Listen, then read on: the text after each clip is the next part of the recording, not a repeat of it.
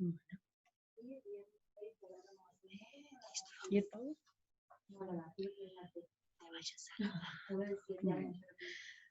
Hola, buen día a todos. Gracias por acompañarnos nuevamente.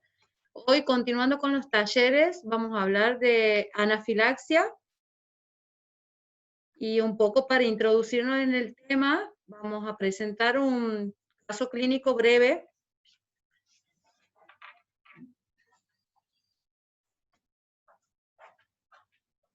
Bien. Para comenzar, este es un paciente masculino de 6 años, oriundo de Capital. El motivo de consulta que lo trae al servicio de urgencia es una reacción urticariana en tronco y cara. Los antecedentes de la enfermedad actual, la madre refería un episodio previo hace 2 meses por la ingesta de helado y actualmente el nene consume yogur de frutilla y galletas de chocolate. Al examen físico, el paciente se puede observar que presenta un angioedema en la zona peribucal, que es de reciente aparición, dolor abdominal con vómitos y se intensifica el prurito con afectación de palmas de las manos.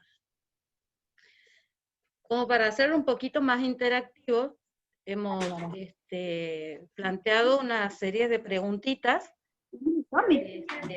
muy cortitas para ir introduciéndonos en el tema que hoy nos cita. ¿Cuál sería la sospecha diagnóstica en estos momentos? Una reacción urticariana más angioedema, una anafilaxia o un shock anafiláctico. En este caso, estamos ante la presencia de una anafilaxia. ¿Por qué? Comenzando a definir el término anafilaxia, es una reacción sistémica que aparece de forma brusca y que se va a caracterizar clínicamente por la asociación de varios síntomas que pueden afectar a 2 o más órganos. En este caso, nuestro paciente ha presentado la afectación de 2 órganos. Con respecto a la epidemiología,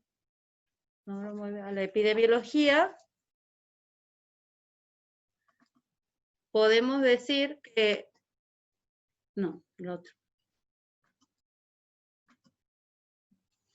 la prevalencia de la anafilaxia es desconocida y muy probablemente esté subestimada, porque en los casos leves y moderados, muchas veces pasan desapercibidos y no se diagnostican. Se estima que hay una prevalencia en la población general de 0,5 al 2% y que parece ir en incremento. Inclusive en los últimos estudios se ha notado un incremento de los ingresos hospitalarios, sobre todo por las anafilaxias ocasionadas de causa alimentaria. Si tomamos en cuenta la incidencia de la población en general, los estudios han demostrado que ha habido alrededor de 50 a 100 episodios por 100.000 personas en el año, y en el caso de niños de 0 a 18 años, se ha observado una incidencia de 30 a 40 episodios por 100.000 personas en el año. Teniendo en cuenta el grupo etario, el grupo etario de menores de 2 años tiene un incremento 3 veces mayor con respecto a la incidencia de la población en general. Con respecto a su etiología, podemos decir que la anafilaxia es ocasionada principalmente, mayormente, sobre todo por los alimentos, que tienen su inicio de la reacción entre 5 a 30 minutos tras la ingesta de los alimentos.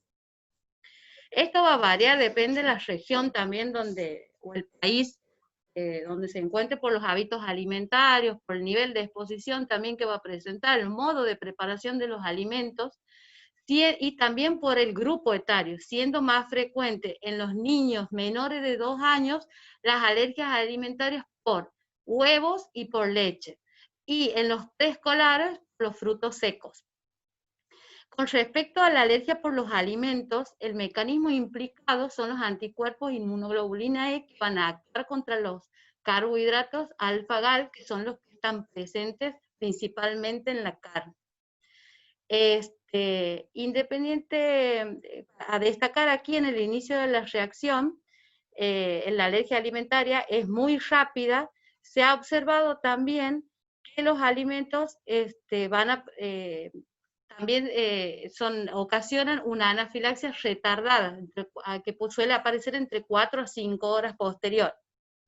Otra de las causas que le siguen frecuencia son las drogas y las picaduras de los himenópteros, como las abejas, las avispas, las hormigas rojas, que tienen un inicio de la reacción más rápido que el de los alimentos. Dentro de los alimentos tenemos los huevos, los pescados, mariscos. Dentro de los medicamentos tenemos las penicilinas, las amoxicilinas, los AINES. Dentro de los radiocontrastados tenemos con contraste contrastes iodados y el gadolinio, pero que ya ha reducido de frecuencia. Anestésicos como la succinilcolina, el rocuronium, los opioides, venenos de insectos, de las abejas, avispas y las hormigas rojas, los látex, que también ya antes tenían una elevada frecuencia en anafilaxia, pero ya han disminuido. La idiopática es un diagnóstico de descarte, básicamente, y la asociada a factores físicos, que esto es lo que van a producir, son las anafilaxias generalmente prolongadas. ¿Qué le ha pasado al pavo? No sé, tiene una línea. Perdón, no sé qué ha pasado con el Power, se ha marcado esta línea. No, se marca, mira, no tenía eso. Bueno. Con respecto a la clínica, el 90% va a presentar compromiso de piel y mucosa, el paciente va a presentar eritema, urticaria, va a presentar angioedema, prurito. El 70% puede presentar compromisos respiratorios con disnea, sibilancia, cianosis, desaturación, y un edema laringio que el paciente lo va a referir como un cambio, va a presentar un cambio de la voz, estridor. Síntomas gastrointestinales como náuseas, vómitos, dolor abdominal, diarreas, cardiovasculares, taquicardia, hipotensión, y del sistema nervioso central, que aparece generalmente en un 15% con confusión, cefalea pulsátil, pérdida de conocimiento, irritabilidad. ¿Sigo con esta línea así? Sí. No estaba en el Power.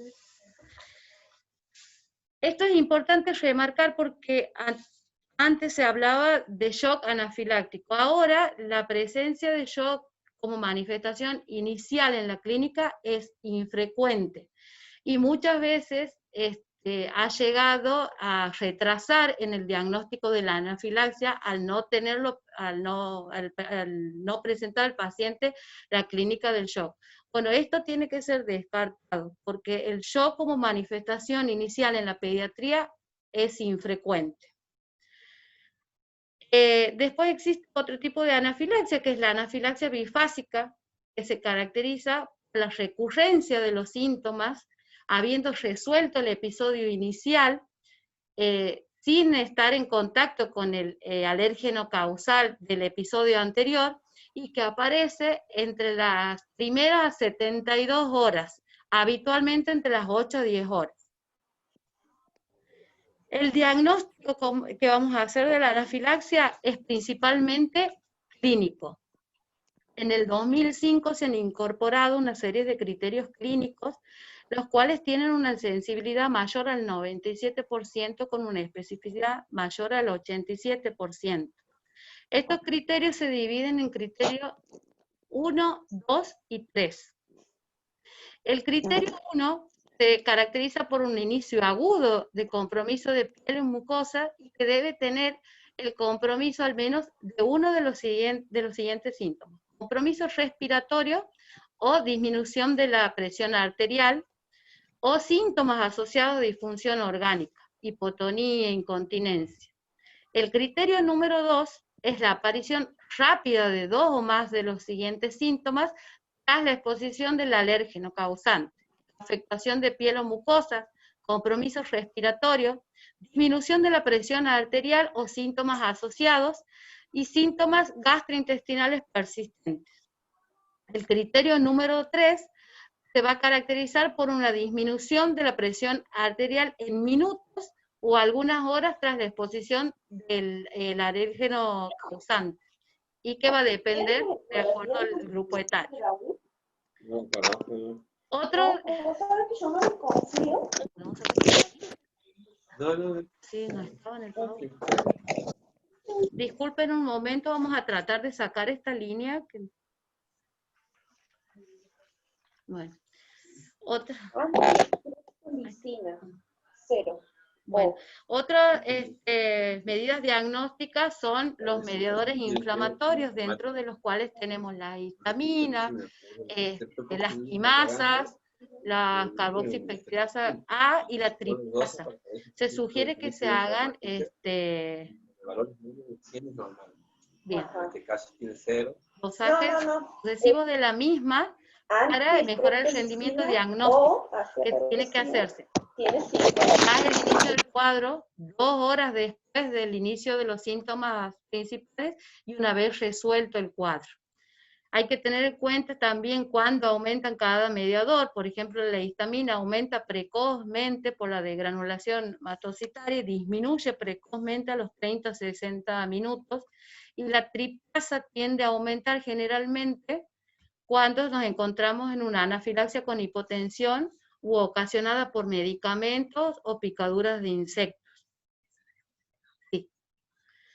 Uno de los principales problemas diagnósticos que nos encontramos ante una presencia de una anafilaxia es no pensar en ella, ya sea por desconocimiento o porque tienen clínicas muy similares a otros cuadros. Por lo tanto, no incluir a la anafilaxia como diagnóstico diferencial lo que va a hacer es retrasar el tratamiento y lo cual va a repercutir en el pronóstico del niño. La anafilaxia tiene la clínica muy similares a otras patologías, como por ejemplo cutánea, escarlatina, erisipela, respiratorias, bronquiolitis, asma, neumonía, también por sepsis o una gastroenteritis aguda con deshidratación, etc. Para el tratamiento, principalmente es importante su reconocimiento precoz para instaurar un tratamiento lo más rápido posible. El reconocimiento lo vamos a hacer en base a los criterios clínicos y teniendo en cuenta siempre el triángulo de evaluación pediátrica, el cual como ya lo habíamos referido anteriormente, nos permite evaluar el estado fisiológico del paciente, su oxigenación, la ventilación, la perfusión y la función cerebral del mismo. Estos son los criterios antes mencionados. Una vez reconocida la anafilaxia, vamos a instaurar el tratamiento de primera línea mediante el ABC, el oxígeno con máscara de reservorio, la posición de Trendelenburg, lo cual nos va a permitir aumentar el retorno venoso y prevenir el síndrome del ventrículo vacío. Hay que monitorizar al paciente y retirar el estímulo alergénico y al mismo tiempo que vamos aplicando estas medidas generales, vamos a ir aplicando el tratamiento de elección, que va a ser la adrenalina a 0,1 miligramos kilo. Sí, esto es importante remarcar. La adrenalina tiene que ir sin diluir y tiene que ir colocada en la cara lateral del muslo. En caso de personas que toman beta bloqueantes, una vez que se introduce la adrenalina, si no observamos mejoría en la primera dosis de la adrenalina, empleamos el glucagón a los 5 minutos volvemos a evaluar al paciente, y si este paciente continúa con criterios de anafilaxia, vamos a aplicar otra dosis de adrenalina, y mientras evaluamos si existe compromiso hemodinámico, que en caso de que exista compromiso hemodinámico, vamos a hacer una expansión con bolos de solución fisiológica 20 mililitros por kilo. A los 10 minutos volvemos a evaluar, si el paciente sigue con clínica de anafilaxia, volvemos a colocar otra dosis de adrenalina, pero ya nos replanteamos considerar el goteo continuo de la misma. Y también siempre controlar el compromiso hemodinámico del paciente. Como tratamiento de segunda línea tenemos los antihistamínicos, la difenidramina a dosis de 0,5, 2 miligramos kilos cada 6 horas. Lo que tiene la difenidramina es que no actúa sobre los síntomas graves de la anafilaxia, como por ejemplo el shock ni la obstrucción, y tampoco permite la liberación de los mediadores de los mastocitos ni los basófilos. ¿Sí? Y siempre lo ideal es que vaya conjuntamente con la ranitidina, que también actúa sobre los síntomas cutáneos, a 1 miligramo kilodosis cada 8 horas endovenosa. Respecto al uso de los corticoides, los últimos estudios del Cochrane referían que no tenían una evidencia sobre el tratamiento agudo de la anafilaxia debido a su acción tardía entre 4 a 6 horas, pero que sí mejoraba las anafilaxias prolongadas y prevenía las anafilaxias bifásicas. Es importante remarcar que ninguna droga debe reemplazar a la adrenalina, ya que este es el tratamiento de primera línea. En caso de que el paciente vaya a requerir intubación endotraqueal, la máscara laríngea está contraindicada por ser un dispositivo supraglótico, y siempre tener en cuenta que la persona que vaya a realizar la intubación debe ser una persona entrenada, porque se va a encontrar con una vía aérea difícil. Un poquito repasando de la adrenalina, es el tratamiento de elección frente a una anafilaxia y debe ser de primera acción que debe tomarse ante la sospecha de la misma. La acción que tiene la adrenalina es vasoconstrictor, aumenta la resistencia periférica, disminuye el edema de las mucosas, estimula el inotropismo y el cronotropismo, va a generar broncodilatación, lo cual va a permitir que se reviertan los síntomas graves de la anafilaxia. La dosis es 0,01 miligramos kilo, sin diluir. La vía de administración es intramuscular, aquí tenemos en el vaso externo de la cara lateral del muslo. Respecto al plan de egreso hospitalario, se debe tener en cuenta estas medidas. El tiempo de observación, generalizando, es de 24 horas, pero va a depender también de la clínica que presente el paciente. En caso de que presente síntomas respiratorios, no es necesario que esté 24 horas en sí el paciente, pero sí tiene que estar entre un mínimo de 6 a 8 horas. En caso de que presente hipotensión o algún colapso circulatorio, lo ideal es que quede entre 12 a 24 horas. La evaluación con el alergista es para buscar o confirmar el alérgeno y en algunos casos instaurar el tratamiento con inmunomoduladores, como por ejemplo en las picaduras de los insectos. Antes no era necesario, se derivaba a aquellos pacientes al especialista cuando no se desconocía el alérgeno causal. Ahora lo que se recomienda es que todo paciente que presente anafilaxia sea derivado a un especialista, porque se ha comprobado que en muchos casos se sospecha mediante el interrogatorio cuál ha sido el alérgeno causante y resulta que no es. Entonces se recomienda que todo paciente que presente una anafilaxia tiene que ser referido al especialista. Educación y prevención para evitar el alérgeno, esto tiene que estar destinado tanto para el niño como para los padres o tutores que estén a cargo del niño. Prevención, leyendo las etiquetas de los alimentos, evitando zonas donde haya insectos, evitar fármacos y dar una lista de los fármacos que puedan dar reacciones cruzadas. Esto lo que va a hacer es prevenir y reducir el riesgo de que se vuelva a producir un nuevo episodio. Todo niño que presente una anafilaxia generalmente tiene que ser identificado y tiene que presentar un plan frente a la presencia de un nuevo episodio, el cual tiene que ser escrito y claro.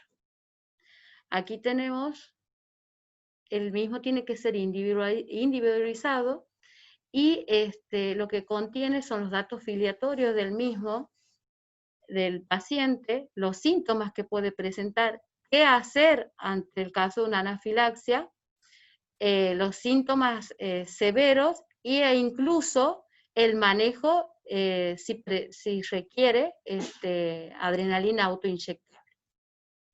La adrenalina autoinyectable tiene indicaciones tanto absolutas como relativas.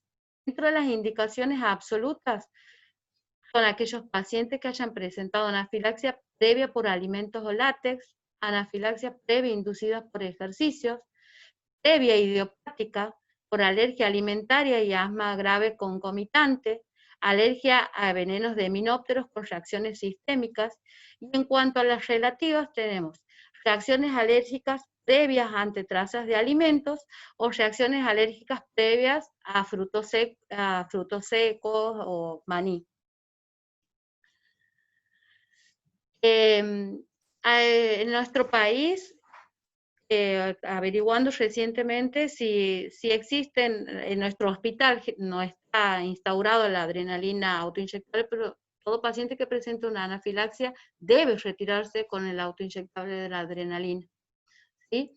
En caso de no disponer, ¿sí?, lo que se recomienda es que el paciente se vaya con la dosis precargada. La dosis de la adrenalina autoinyectable es de 0,15 a 0,3 miligramos, y si no contamos va con la dosis precargada, perdón, o si no se va con la ampolla y se lo prepara a los tutores o al padre de cómo prepararlo y cómo conservarlo, y decirle que tiene que estar en un ambiente oscuro y que tiene una duración de 3 meses.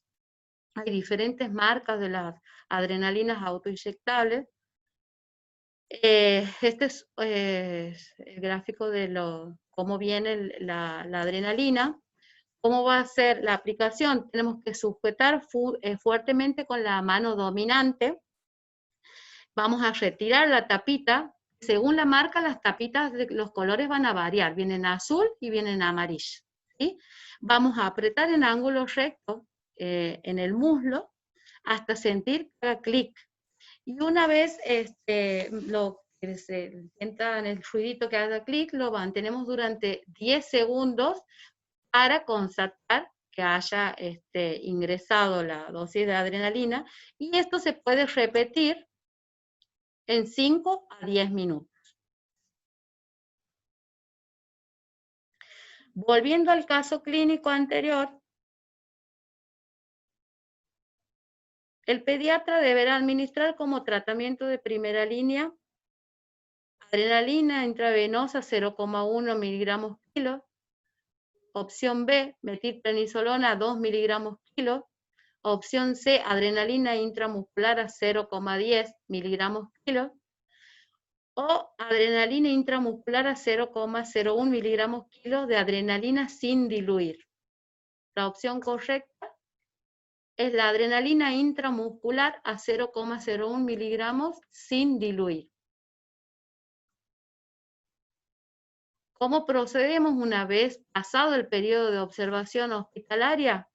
Se deberá enviar al paciente, opción A, con antihistamínicos orales, corticoides orales y salbutamol inhalatorio.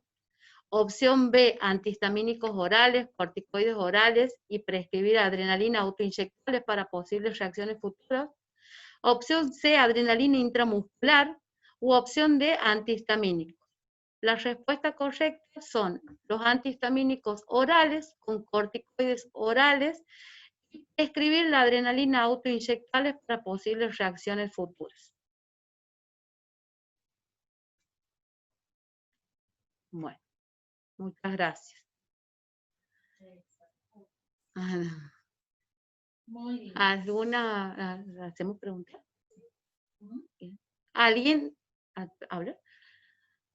Bueno, ¿han podido escucharme bien? Si alguien quiere hacerme una pregunta, estamos abiertas a cualquier duda.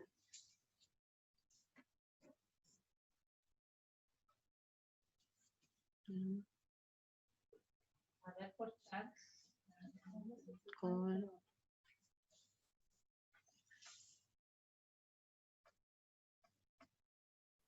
Adriana Medina. No se escucha, apaga el micrófono.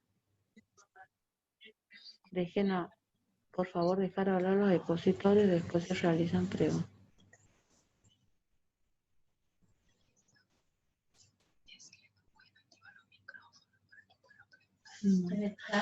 Pueden activar los micrófonos para hacer preguntas, las que necesiten. No, que no se escucha. ¿Lo vuelvo a repetir? No se escuchaba, dice. No hay después. ¿Pero no han escuchado nada?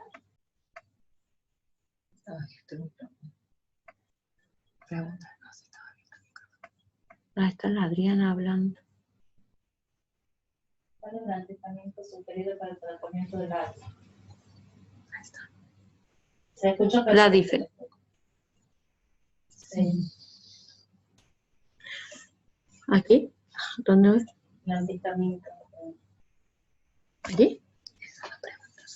Bueno, pues, ¿la hablo ahora? Bien. A la doctora Cecilia.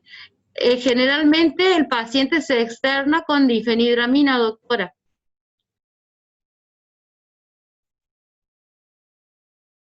Se puede usar también la loratadina, o eso varía según la disponibilidad también, pero habitualmente el paciente se externa con la difenhidramina. Para acotar,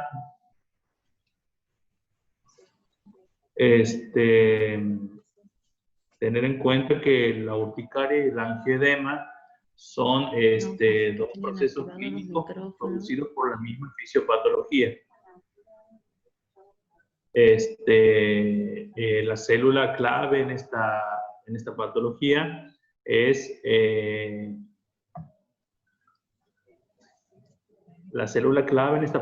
el mastocito. Entonces, ¿qué pasa? ¿Pregunta? Cuando no estoy acotando. Ay, no le escucho. Que tanto en la urticaria como en la angioedema la fisiopatología es exactamente la misma.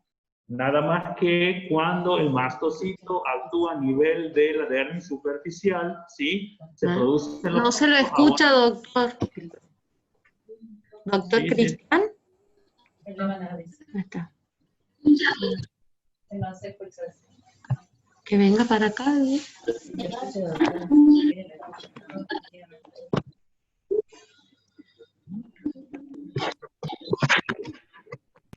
Nati Melano. ¿Ahí me escuchan? Ah, sí me escuchan. Bueno, la urticaria y el angioedema son procesos que tienen la misma fisiopatología. La célula clave de esta patología es el mastocito. Cuando el mastocito produce una vasodilatación a nivel de la dermis superficial, se producen lesiones típicas de la urticaria, que son los jabones. Estos jabones que tienen la característica fundamental de ser en brote, o sea que van y vienen, que son pruriginosos, y cuando el mastocito actúa a nivel del plexo, a nivel de la dermis profunda o a nivel del tejido hipodérmico, se produce el angioedema, que es la tumefacción que habitualmente compromete a los tejidos blandos. Ahí está la doctora también. ¿Le avisó? ¿Puedo levantarme? Y a la zona genital. No, sí escuchan lo de la voz. No, sí escuchan lo de la voz. Bueno, pero si usted habla para los otros. Compromete la zona genital, o sea que la urticaria y el angioedema son procesos clínicos que tienen la misma fisiopatología. Con respecto para el tema de la urticaria, los antihistamínicos no hay ninguno recomendado, se puede ir con cualquier antihistamínico. Nosotros no lo Lo que escuchamos. tenemos con Nosotros no mayor lo frecuencia escuchamos. es feniramina, pero el tipo puede irse de alta con cualquiera. ¿Qué está explicando? ¿Qué está explicando? De la FDM, no sé qué cosa.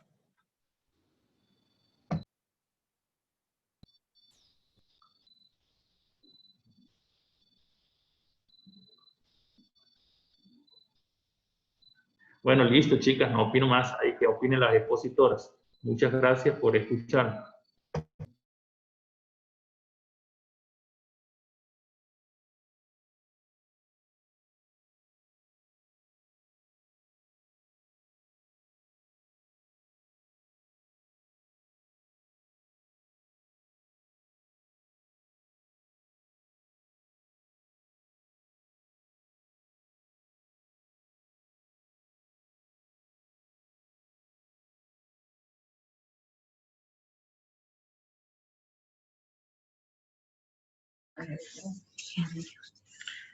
Bueno, muchas gracias, doctor Cristian, por el aporte hecho. Lamentablemente no hemos podido escuchar bien nosotros aquí. Los esperamos mañana, donde se va a repetir nuevamente el Ateneo. Muchas gracias a todos por participar.